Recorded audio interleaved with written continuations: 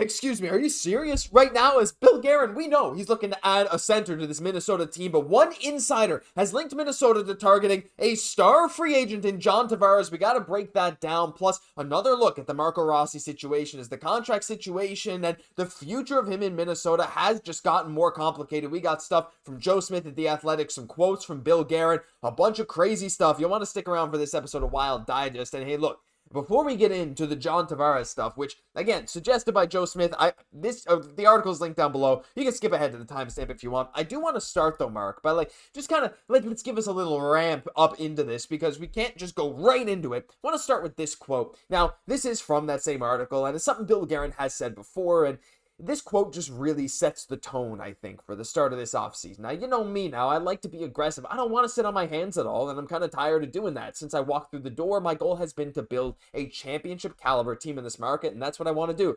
I don't want to sign any stupid contracts or anything like that, but I want to make this team better than it is today. So, again, this will lend to what we'll talk about later. But, Mark, this has been one of the clearest motifs for the Minnesota Wild right now. And looking at the roster, looking at what we've read, again, from The Athletic, all linked down below, please go give it a read, because there's a lot more in this that we haven't had a chance to cover in this video. But, he made it clear he wants to get some help for Eriksson Ek. He has to know that if the Wild trade Rossi, the team's second leading scorer, without getting a top six center elsewhere, the team would be significantly weaker up the middle, even if you had Urov. And thinking of that Bill Guerin quote, Mark, and looking at what the market looks like now with guys like Horvat and Barzal completely off the table, and like they said in this article, even a guy like Kadri probably won't be moved. A lot of the 2Cs are just gone. How do you think this affects the Wild's process moving forward? I mean, Guerin said he doesn't want to sign these stupid contracts, but it sure seems to me like apparently signing Rossi to a 7x7 is considered stupid to them.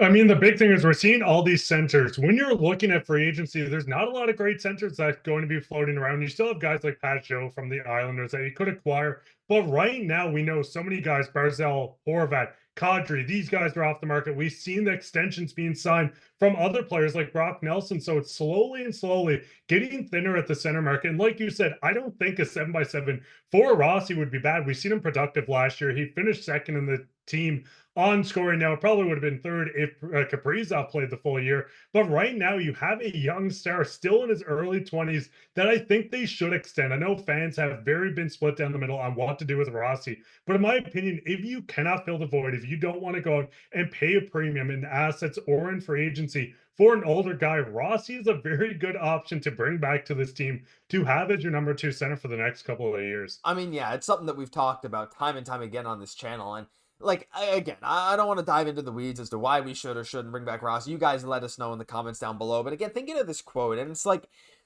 knowing what Bill Guerin wants to do and how he wants to build this team. We know the style of player he likes, the guys we like to sign to big contracts. Just have a look. I mean, some of them good, some of them bad, whatever. Longer terms than we would think, higher AAVs.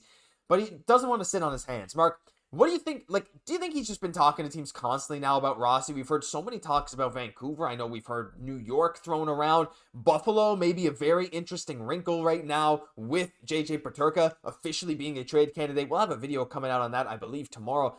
You think Bill Guerin is calling all these teams about this? I feel like him saying he doesn't want to sit on his hands indicates something is coming sooner than later, and even he himself admitted he doesn't mind getting moves done before the draft. Hey, especially teams want to have, if they're going to trade for draft picks or trade away draft picks, teams are going to want those picks before the draft so they have control. I don't know. Maybe I'm inferring too much from what we know Guerin wants to do, but I'm starting to think a move's going to come sooner rather than later, maybe within the next week.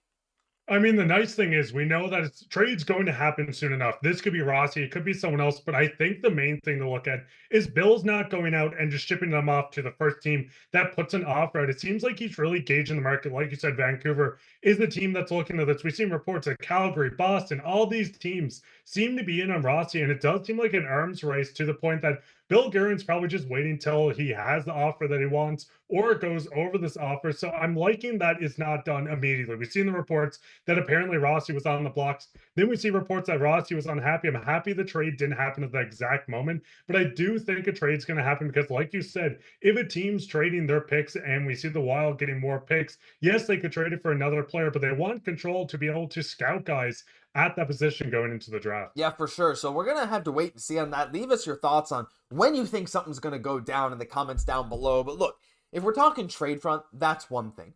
Adding to this team doesn't have to be done by a trade. Yes, obviously, we have an asset like Rossi that could very well be traded. But we're talking free agency too. Now, we've mentioned a few names. Of course, Brock Besser is at the front of mind. Sam Bennett for a while would be a great fit, but odds are he's staying in Florida for something around an 8x8, and I don't think we would have wanted to pay that anyway. But a recent article at The Athletic, a different one, also linked down below, had every single team, and they had one free agent target listed by the team's writer for every team.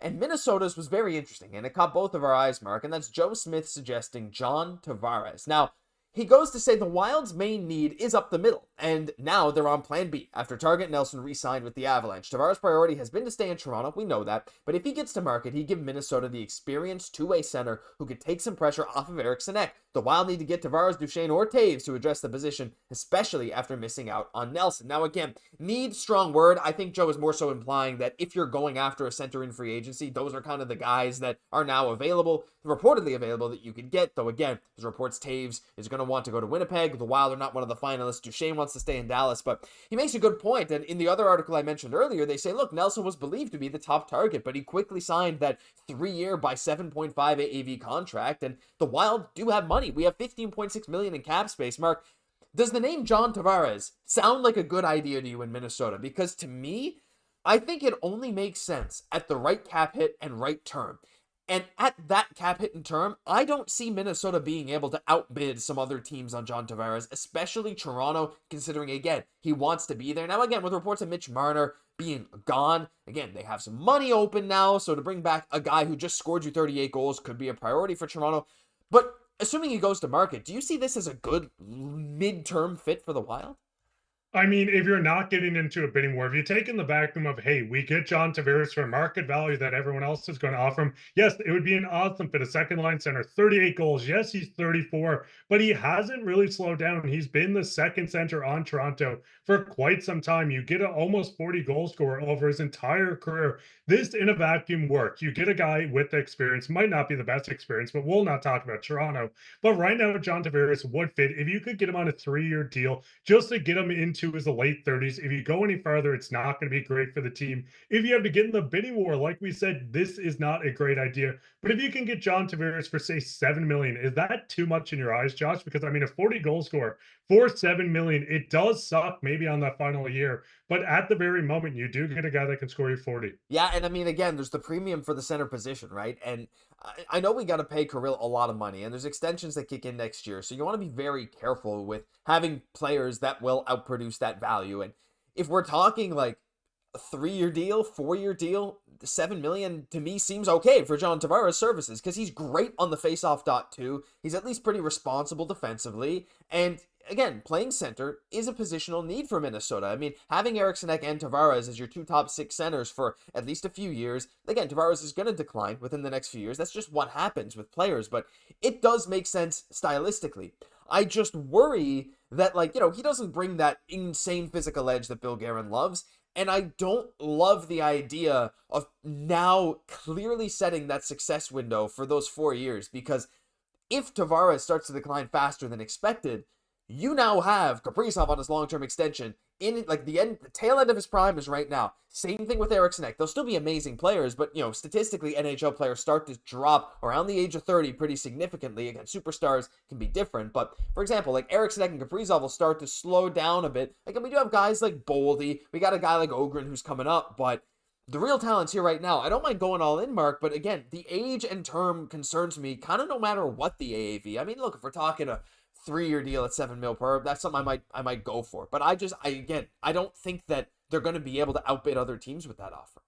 Yeah, and I think that's the big thing. We know he wants to be in Toronto. We know all of these rumors floating around that teams are willing to back up the Brinks truck to make changes this year if you can get him for the right value. If he looks at Bill and says, hey, it's either Toronto or here, then yeah, sure, go out, get him for that 3-year deal, get him for $7 million, whatever it is. But like you said, I think right now you're getting into a bit of the prime years. Yes, the cap is going to jump, but if you want to dump that money into Tavares, if he has a steep drop-off going into next year, you're kind of screwed for the next 3 years looking to either dump this contract or figure out ways to build around it. Like I said, 40 goal scorer, that's incredible. Someone that's been productive his entire career. But I do think at the end of the day, if you want to sign someone to a 7-year deal, you have Marco Rossi on your team expecting that anyways. Yeah, it's tough. I don't see a fit here. I mean, I get it that the Wild need, like, or want at least a veteran center. Like, he fits. if you take all the categories that Minnesota wants, he fits pretty much all of them. Like, let's be honest, he's a leader too. I mean, he was a captain of the Maple Leafs for a while before they gave it to Matthews. So it's like,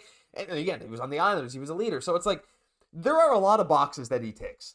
I just worry about, again, the term and the price. And to me, I feel like there's not much that would make me happy to have him. I think I'd be okay having him at certain prices. I don't know if I'd be thrilled to have him at certain prices. So anyway, leave your thoughts on everything down below, because there's a lot of stuff about to go down, but that'll do it for this episode of Wild Digest. If you enjoyed, leave a like, comment, subscribe to the channel. Thank you all for tuning in every single day. I'm Josh Gosse, my co-host, Mark Pye. We'll catch you in the next one.